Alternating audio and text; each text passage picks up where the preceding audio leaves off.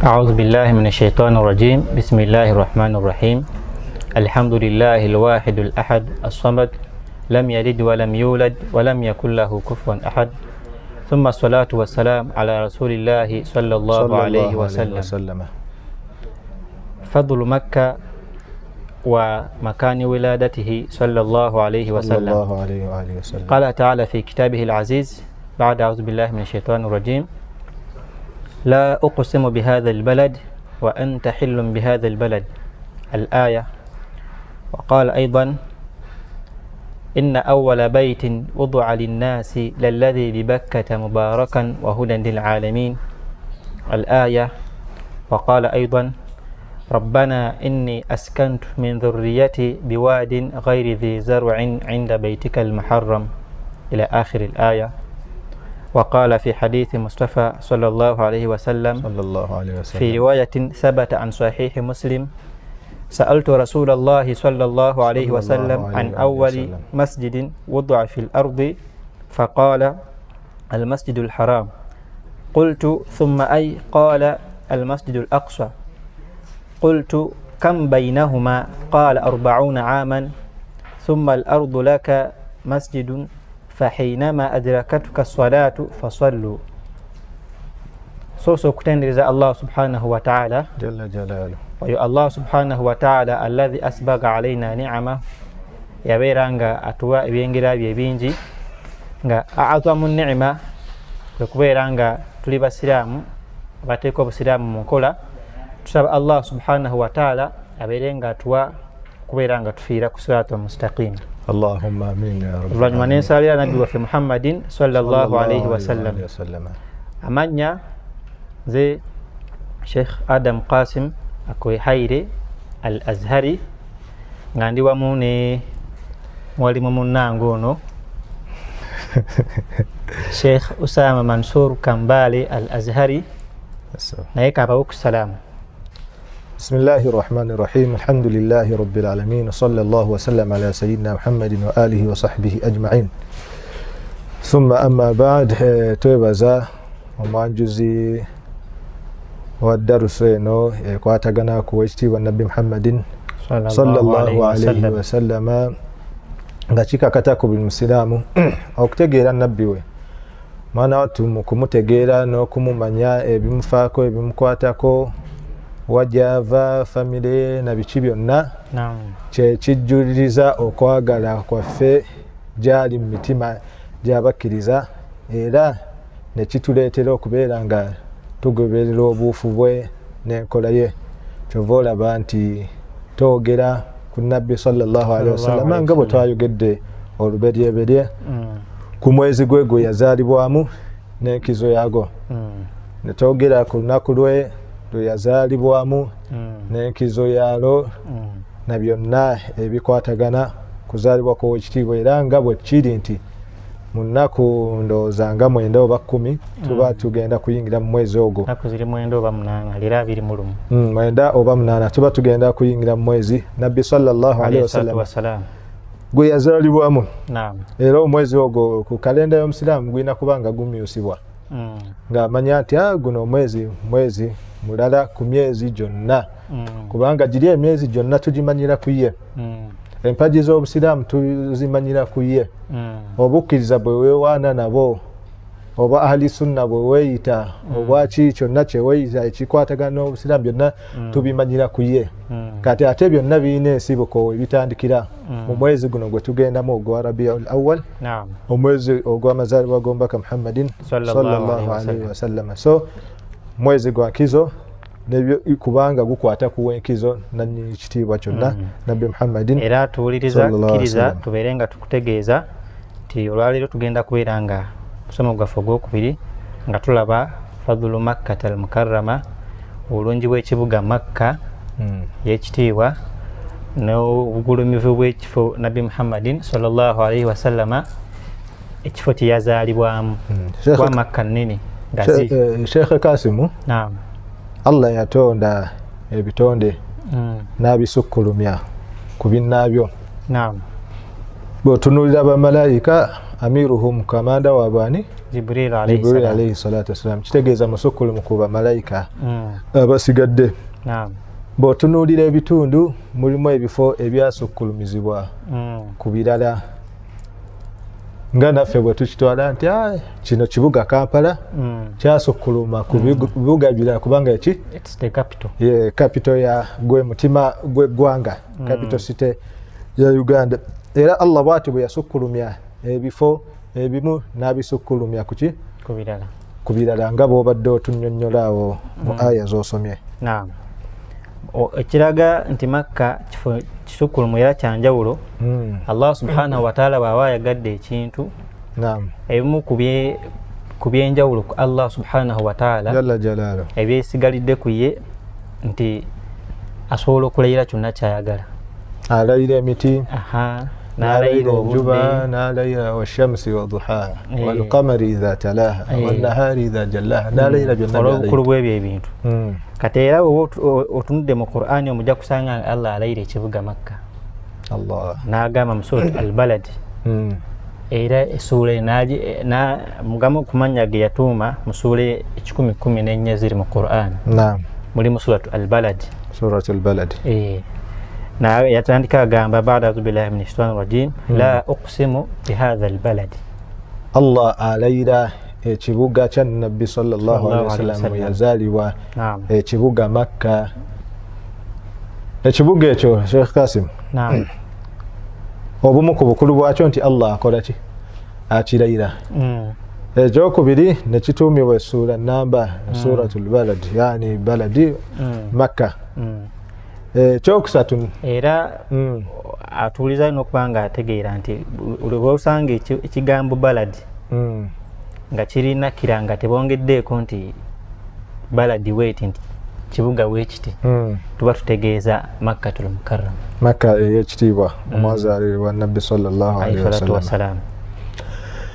Okumanya nti Makka yakizo ejja neeyogerwako mu Qur'ani neeweebwa n'amannya mayitirivu nga bwe tulabye nti balad ojja kusanga Allah yakyogerako n'agamba ummul qura liyundhira ummul qura wa man hawlaha, nekiyitibwa ummul qura.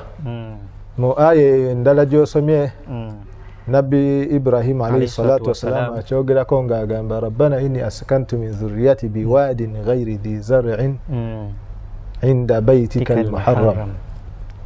Agamba ebimu ku biraga sharafu obugulumivu n'ekitiibwa ky'ekintu kwe kubeera nti kirina amannya mangi, era n'ekibuga Makka kirina amannya mayitirivu agamu mu Qur'ani mwegali amala ojja gasanga mu hadithi nga mbaka sallallahu alaihi wasallam kinnyonnyolako. Agamu ku mannya agalimu eyo aya rabbana inni askantu dhurriyyati min dhurriyyati biwadin ghayri dhi zar'in. Agamu ku mannya ga Makka wadin ghayri dhi zar'in, ekitundu ekitamiramu bibala. Kuba otunuulira geographically lyali ddungu, ate Makka yeetooloddwa nsozi. Ensozi eziri stone nga mayinja nga njazi. Allah kwe kugamba nti biwadin ghayri dhi zar'in inda baytika al-muharram, kubanga ensozi endala zimerako ebibala naye olusozi ate nga njazi njereere tesobola kumerako ki ebibala. Era obumu ku bulungi bwa kibuga Makka ekyo tulina okubeera nga tutegeera nti Makka eno erimu ennyumba oba ennyumba eyo nga yankizo nnyo mu ddiini yaffe Obusiraamu. Egamba twala ekifaananyi nti Uganda erimu amayumba naye ate mulimu State House. State House yankizo eri eggwanga Uganda ne bannayuganda. Kati Makka erimu ennyumba, ennyumba ey'enkizo eri Abasiraamu n'Obusiraamu bwonna. Nga ennyumba eyo nga zimu ku nnyumba mwana wattu ezaasooka okubeera nga zizimbibwa mu nsi yonna. Nga ennyumba eyo kubeera nga ezimbibwa nga tewali kitala kigizimbisizza wabula nga wudu'a lil ibaada, kyekiri Allah kyagamba inna awwala baitin wudi'a linnas lallazi bibakkata mubarakan wa hudan lil alamin. Ennyumba yasooka okuteekebwawo ng'eteekeddwawo si kusulamu si store okuterekamu byamaguzi biva Misiri gye musuubula, wabula wudi'a lil ibada, yateebwawo lwakwesinza Allah. Awo tugattiremu gundi kubanga abantu abasinga balowooza nti abatali basiraamu balowooza nti twesinza nnyumba eyo oba ebiri ku nnyumba eyo, wabula akabonero Katonda ke yateekawo nga gye twolekera nga tusinza Allah, yateebwawo Allah tubeere nga tumwesinzizaako. Mu bufunze ye qibla yaffe, so si yo nti gye tusinza, wabula akabonero Mungu ke yateekako kwe tubeera twolekera. Era mu aya etujjamu erinnya lya Makka eddala nti inna awwala baitin wudi'a linnaasi lallazi bibakka. Ennyumba eri mu kifo Bakka. Agamu ku mannya ga Makka biriranyiganye nti eno miimu ate eno baa'u. Bwe tutunulira ennyukuta ezo ojja kusanga nga zonna hurufun shafahiya oba shafawiya. Butunda ebitendo by'ennyukuta nti zonna nnyukuta ziva wano, ziva ku lips, ku mimwa. Miimu ne baa'u ziriranyiganye. Oba togiyise Makka ogiyita Bakka. Era wenyini nyini tugenda kubeera nga twongerako hadithi ng'eri mu kitabu Sahih Muslim, emu ku bitabo byaffe ebyesigikwa, eya Sayyiduna Abu Zar al-Ghifariyu radiyallahu anhu warḍaahu. Atutegeeza n'agamba atya? Atugamba nti sa'altu Rasulallahi sallallahu alayhi wa sallam. Sahaba agamba nti yabuuza omubaka wa Allah, ebyengera n'emirembe bibeere ku ye, an awwali masjidin wudi'a fil ardi faqaal, omuzikiti ogwasooka okubeerawo ku nsi. Basahaba bayagala nnyo okumanya ebintu eby'enjawulo. Mu bibuuzo bye yabuuza, muzikiti ki ogwasookawo ku nsi? N'amugamba atya? al masjidul haram, agamba omuzikiti ogwasooka ku nsi okuzimbibwa ye Masjidul Haram, omuzikiti gw'e Makka gw'emizizo. Qultu thumma ay, nambuuza oluvannyuma lw'ogwo omuzikiti, muzikiti ki ogwazimbibwa? Qala al Masjidul Aqsa, n'agamba omuzikiti gwa Aqsa oguli Jerusalemu, ogwo bannaffe gwe balwanira okubeera nga bagutujjako bagweddize. Allah abeere nga ataasa abaddu abo ya Rabbi. Allahumma amina. Qultu kam bainahuma, sahaba nayongerayo n'abuuza Nabbi sallallahu alaihi wasallam nti banga ki eryaliwo wakati w'okuzimba omuzikiti ogwasooka ogw'e Makka n'ogwokubiri ogw'e Jerusalemu ogwa Aqsa? Qala 40 aaman, ti Makkati awo waliwo emyaka 40. Thumma al-ardu laka masjidan fahaythuma adrakatuka as-salatu fasallu. Nabbi n'amwongera sahaba ono mu bintu byataabuuza wabula nga kya mugaso eri sahaba n'eri abasiraamu, n'amugamba oluvannyuma lw'ebyo byonna by'obuuziza, edduniya yonna Mungu yaginfuuyira masjid, wonna essala weekusanze beera ng'okola ki? Beera ng'ogisaalirawo. Tujjamu ebyokuyiga bingi mu byo nti wonna essala weekusanga kasita waba nga wayonjo nga watukuvu osobola okubeera ng'okola ki? Ng'osaalirawo. Essala tekusanga mu kisaawe n'olemererwa okubeera ng'osaala.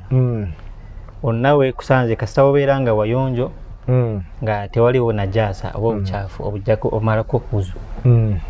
Kati Seeka Kasimu, mu hadiisi eyo tulagibwa nti Makka ne Baitul Maqdis, Kaaba ne Baitul Maqdis byazimbibwa ate waayitawo akaseera katono nnyo wakati w'okuzimbibwa kwa Baitul Maqdis n'okuzimbibwa kwa gundi. Kati oli kiyinza omutabula nti Baitul Maqdis tareekha tugamba yazimbibwa ku mulembe gwa Nabbi Daawuda. Sulaimaani yamaliriza naye yazimbibwa ku mulembe gwa Nabbi Daawuda alayhi salatu wassalaam. Ate Makka yazimbibwa ku mulembe gwa Nabbi Ibrahimu alayhi salatu wassalaam. Bino ebintu okubigatta nti emisingi gya gino emizikiti ebiri jazimbibwa qabla dhalika. Al-Imam al-Mujahid ategeeza nti khalaqa Allahu mawdi'a hadha al-bayt. Naam. Allah yatonda ekifo Kaaba wegenda okuzimbibwa qabla an yakhluqa shay'an min al-ardi bi alfi sana, nga tannatonda kintu kyonna ku nsi. Olubereberye lw'emyaka 1200. Myaka 1200 kitegeeza nti omusingi gwa Kaaba gwasookawo n'ensi.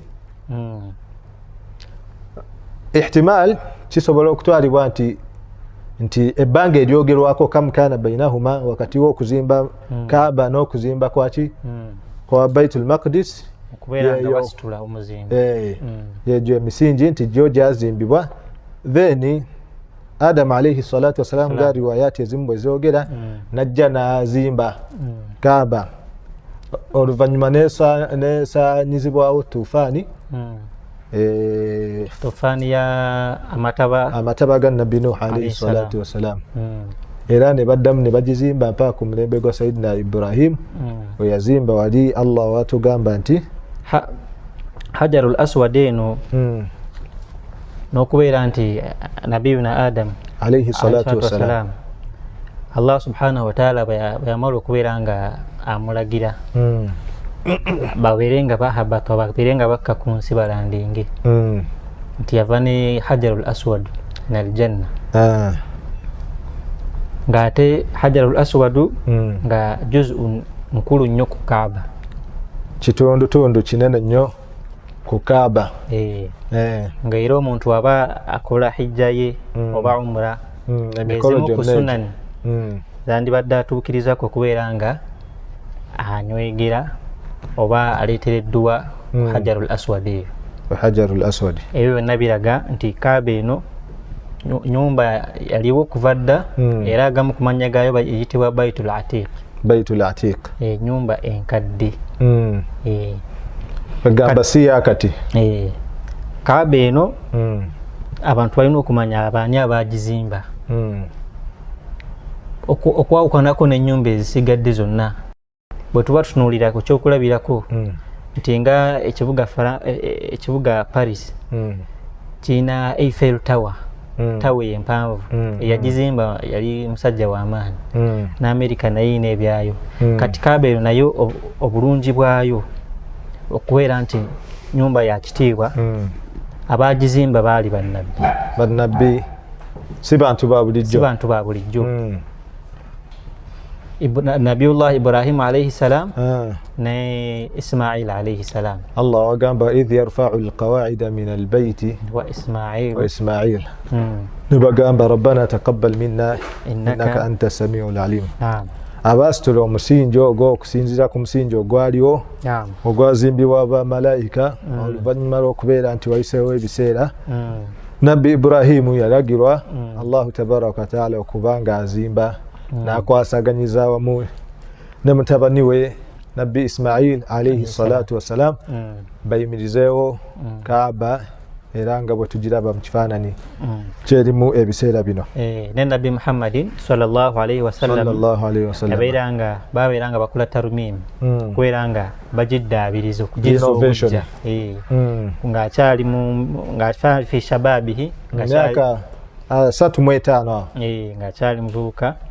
Ne babeera nga Qabailu Quraish, ebika by'Abakuraishi byonna byabeegattako okubeera nga bakola renovation eyo. Ne bamugamba nti tukuwadde gwaba akola ki, gwaba ateeka ejjinja lino lyetwalabye Nabiyullahi Adam lyeyava nalyo mu jjana, abeere nga aliteeka mu kifo olina okugenda. Kati Sheikh mu dakiika ezisigadde zino tulabye obukulu bw'ekibuga Makka n'obulungi bwakyo, obwenkizo bwakyo ku bibuga ebisigadde. Kati ate ekifo Nabbi Muhammad sallama bwe yazaalibwa mu Makka alayhi salatu wassalam kyekiriwa era nakyo kirina nkizo ki?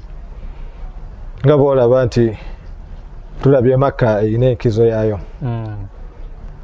naye enkizo ekyasinza okubeera ennene kwe kubeera nti mwe mwazaalibwa Nabbi Muhammadin sallallahu alaihi wasallam. Era ekibuga ekyo yakyagala nnyo nnyo nnyo, era olunaku lwakifulumamu yafuluma bwe yatuuka ku booda zaakyo n'akitunuulira n'agamba law anna qawmi ma akhrajuni ma kharajtu singa abantu bange tebanfulumiza sandi kufulumya mwewe bye bimu kubiraga nti omuntu alina okwagala gyazaalibwa olina okwagala ekyalo kyewammwe olina okwagala Masindi nina okwagala ewaffe Kasese Sheikh ow'Embalala alina okwagala ewaabwe ne Sheikh ow'Ejjinja naye ayagala ewaabwe buli omu sunna kola yombaka Muhammadin sallallahu alaihi wasallam okwagala ekitundu mwe yazaalibwa ekitundu mwe yava so around Makkah mu kifo Nabbi sallallahu alaihi wasallam mwe yazaalibwa tetujja kubeera mbalyazaamaanya kubeera nga tugatta emboozi eno mu mboozi endala twagala ekifo kyennyini Nabbi sallallahu alaihi wasallam mwe yazaalibwa tukyogereko mu biseera byakyo nga byeyawulidde nga twogera tuwasafa mu kifo ekyo n'engeri abamanyi gye bakitwalamu ekifo ekyo kampunzike n'ebigambo bya Imaamu Ibn al-Jazari ayogera ku kifo ekyo Shi'bu Banu Hashim Nabbi sallallahu alaihi wasallam we yazaalibwa era ekifo ekyo kimanyikiddwa eri abo Mungu baageredde ne batuukako eyo tusaba Mungu ffenna atutuuseeyo tulabe ku kifo ekyo Allahumma amin yakirambula n'asomerawo amawuledi n'asomesezaawo amawuledi oluvannyuma lw'emyaka nga 25 kwasatu n'akisanga nga kyonoonese Imaamu n'agamba faramamtuhu